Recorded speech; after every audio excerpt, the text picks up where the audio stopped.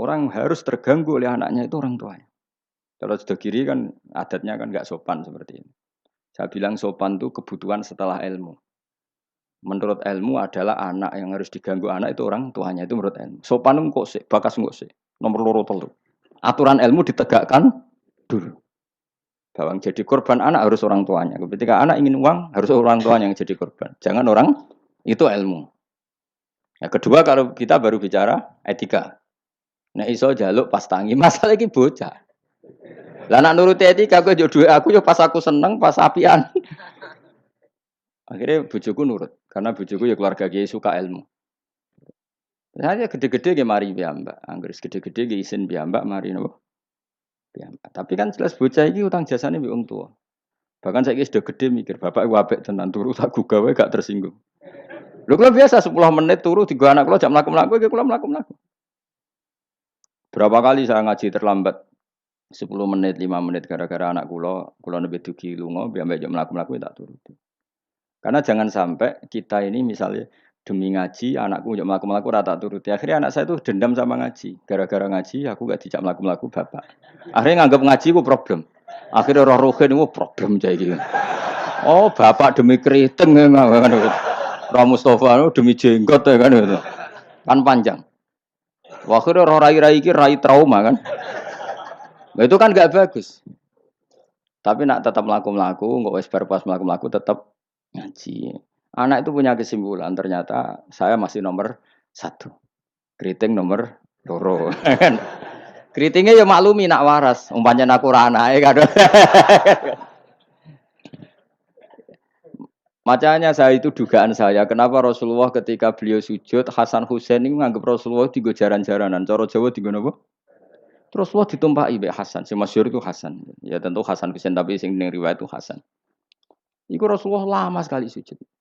Sampai sahabat itu karena saking dekatnya wahyu, zaman itu cara berpikir ahadasa fihi syai'un atau ahadasa fin nabi syai'un. Apa nabi ada wahyu baru sehingga sujud selama itu. Jadi sahabat belingu ya penting. Akhirnya orang sing ndangak ya rugen-rugen niku ndak. Mergo sujudnya agak wajar apa? Kan nabi kan tentu istiqomah, biasanya 2 menit ya 2 menit, biasanya 1 menit. Ini kok sampai 5 menit semua. Akhirnya sahabat sing gak terima ndangak. Iki ada wahyu baru bahwa aturan sujud harus selama itu. Doang. Jebule ono Hasan. Oh, iki to perkarane. Tapi baru kayak sahabat beling iki ono riwayate. Cara dekne ra nginceng. Jadi kadang beling ya penting. Tapi sing beling ben sahabat. Mergo tetep akeh ganjarane. Iki ora usah salat dangak-dangak ngono ora usah. Kau belingi sahabat paling ngono belingmu kebablas. Akhirnya Nabi ngendikan, tadi saya sujud, sebetulnya saya ingin standar, ingin istiqomah, tapi ada cucu saya. Terus alasannya Nabi, ben putuku ramangkel be aku. Jangan sampai kebaikan itu jadi problem bagi anak cucu kita. Coba misalnya Nabi kiai-kiai nyara saiki. Cah cilik nomor tok ora usah nang masjid biasanya. Itu, nek ana cah cilik teko jare karena khotibe tersinggung, pidato ora dirungokno. Dia momen jadi khotib kan ngono kok diganggu apa? Biasanya sing ngamuk khotib. Dulu pernah beberapa masjid itu kayak pengumuman anak kecil kan. Iku sing nglawan kula tangan sekitarku. Ben dolanan nang masjid. Dolanan gerbang malah kowe sudah bingung. Ngrame ya ben ganggu wong khotbah. Gak penting syarat rukun. Secara aku niku wis ora penting wis. Penting wis kula Jumatan ora tau neliti ngono. Tapi yang saya pastikan gini ya, secara ilmu, ilmu itu muqaddam alal adab. Ilmu itu harus didahulukan alal adab. Ada hal-hal tertentu yang menang adab, tapi yang ilmu yang tidak wajib. Tapi nak ilmu fardu ain pasti menang. Jadi ya mau tadi misalnya, akhirnya anak kula nggih biasa gugah kula, nganti saiki nggih biasa. Sing terutama sing alit, nak sing gede nggih isin dhewe. Karena tadi bojo kula tak omongi ngono, kena ape lunga tadi kepentingan harus gugah saya ya gugah. Yang harus diganggu seorang istri adalah suaminya. Supaya aturan main itu jelas. Loh, mbak dalam saya saja berani gugah saya. Karena tak atur mbak dalam saya yang bagian ibu, tak kaidah. Kalau ibu gerah, saya di rumah, gugah. Totok omah. Jika supir kula ya wani. Karena itu kaidah. Jangan sampai misalnya ibu gerah jam 1:30 karena etika, nunggu Gus Bak wungu misalnya. Itu kan parah. Terus akhirnya sampai subuh. Jadi ilmu itu harus muqaddam apa? Bahwa ibu itu segala-galanya. Sampai sekarang, saya beberapa kali setengah dua ditotok Mbak Dalem atau Kang Dalem, Gus Ibu Gera gini. Saya bangun langsung bawa ke rumah sakit atau gimana. Etika itu badal ilm. Jadi ketentuan ilmu itu nomor satu. Iya, gue cukup anak iki kok delok TV itu rasa etika sebenarnya. Tapi mesti mbok pikir gak delok ning omah tapi delok ning tangga. Apik ndi ganggu wong tuane mbek ganggu tanggane. Lho ganggu tangga misale ngono, tapi tanggane seneng. Misale wong ibu-ibu kepen delok Angling Darmo, anak delok Teletubbies, ya kan ora sambung. Tetep ganggu. Ibu-ibu di selera enggak misalnya. Misalnya kepen delok sinetron, anak delok Teletubbies misalnya. Ayo, Mustafa delok film ISIS. Ya kan jenenge wong kan selerane beda-beda. Ngaruh kan delok bolot misalnya kan.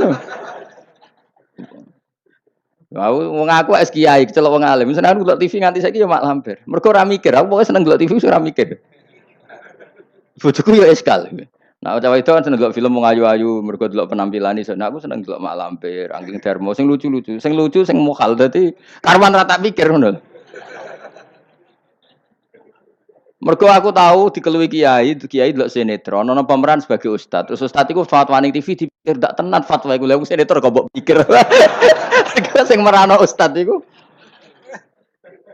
Ya sing merano ustad kan kadang fatwa gitu.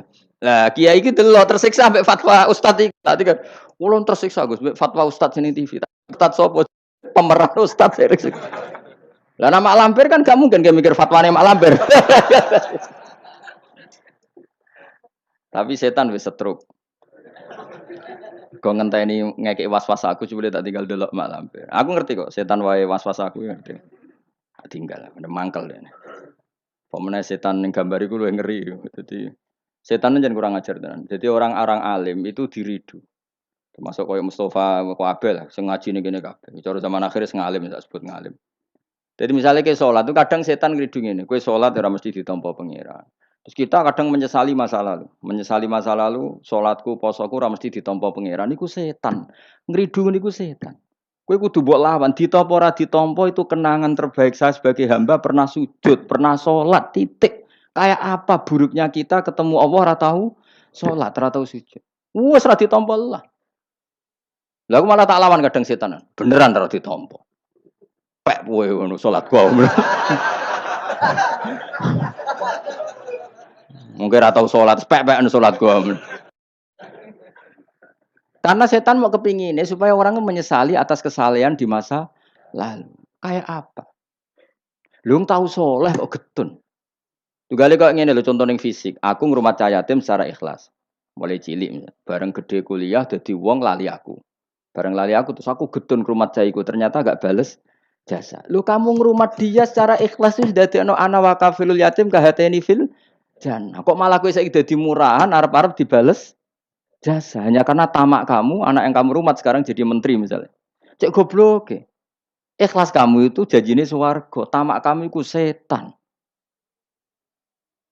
Kancanan seringnya ngono, kancanan pondok ikhlas melarat ikhlas, bareng kancane sugih utang ra oleh, udah asal dhisik kanca aku saiki kok medhit mbek aku. Itu tidak perlu seperti itu. Masa lalu kita yang ikhlas itu masa lalu yang luar biasa. Nah, tapi setan kepengen batalno ikhlas di masa lalu. Makanya di Ikhya itu setan saking kurang ajar. Ikhlas sing wis kliwat itu udah adek.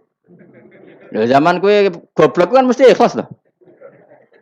Lan cara Mbah Mun guyonane santri mbek kiai ku ikhlas santri. Mergo santri ku nyucup kiai sapa ikhlas. Bareng dadi kiai pikir-pikir ni rival ini ora kan. Dise asal kiai dicucup zaman santri ya to. Bareng dadi kiai, ki rival iki rapati alim gitu. Ikhlas dia ya. Kelakuanem lha apik endi kan. Kamane kok angel temen nerangno. Ayo kelakuanem apik endi zaman mondok wis saiki. Ning bab iku lho. Ah ya, boleh iki sing ngomong iki lho. Apik zaman mondok. Wis dadi kiai mikir kan. Mau nasro kiai politik Mustafa wah serem menarik cara dia. Jadi nah, kalau ada setan seperti itu tinggal delok mak lampir. Lho kula lah sering diridu setan. Sampai kadang kula saking ekstrem ya, meneh nek kuwetan sing ngandani. Umpama Jibril ngandani aku, nek aku ahli neraka, iku tetep aku sujud mbek pengira. Mergo kelazimane kawula iku ya sujud mbek pangeran titik. Meskipun Jibril ora ngalah ngabari ngono, iku ora kowe ya ngono. Cuma nggo nglawan setan harus pakai nama besar.